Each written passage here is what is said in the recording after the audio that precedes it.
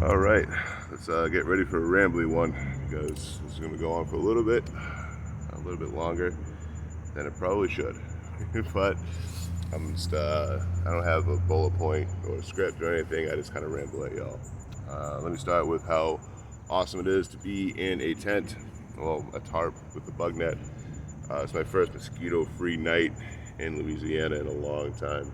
Uh, I got here about 2 weeks ago in New Orleans, and I started working and stuff like that, but still sleeping outside, And when you're in the city or you're in a train yard or keep a low profile or be ready to move on the quick, uh, I'll be I'll be damned if I even take my sleeping bag out. Most of the time, it's just me and my pack, and I'm laying on some rocks. You get used to it. I'm not gonna lie. And I usually throw the mat out if I'm gonna be doing it overnight. I know I can be all right. But if I gotta go quick, I gotta go quick. This is nice. I have my full setup. No mosquitoes at all. I can hang out and not worry about getting eaten alive. Because I'm pretty sure at some point I became more man than mosquito bite. But enough rambling about my awesome bug net tarp situation today. I am in Irwin, Louisiana, which is right outside of Livonia, Louisiana, which, if you're keeping up with this, that's where I left off last. So I was in Livonia. I got dumped in their yard, and it's a hard yard. They do prosecute. They catch you in there. If you're leaving, most places don't bother you. They didn't when I was leaving. They just said, "Are you leaving the property?" They want to make sure you're going, and they just let you go. But if they catch you there sleeping or hanging out or anything like that, they're going to prosecute you. It's criminal trespassing. You're going to get a fine or a warning, or maybe even go away for a little while. But I didn't have that problem. Livonia is a really hard yard to get out of in general because it's what's called a hump yard. I don't really quite understand it still, but I know they do a lot of breaking and building of trains there. So you could be on a train for 2 or 3 days and never get out. You know. So I hit up my buddy Squirrel. Thank you again, Squirrel, for all the help.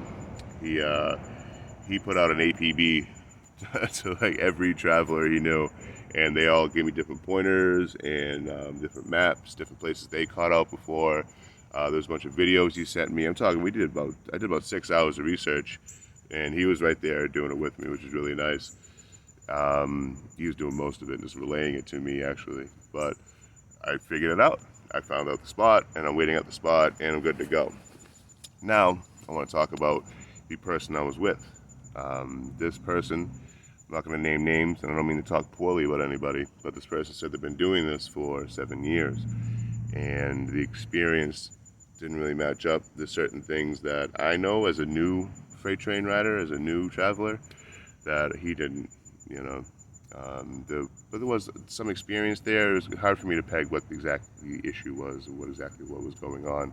And I'll never know.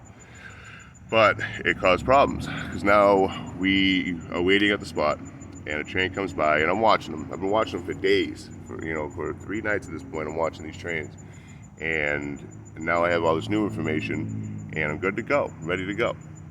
And a train pulls up, and I know that it's not leaving right then and there, but I know it's leaving soon. So I want to get on that train because within a day, I'm out of Livonia. Fantastic. There's nothing in Livonia. Great people, but besides that, there's not a lot there. You got 3 stores. It's a highway town.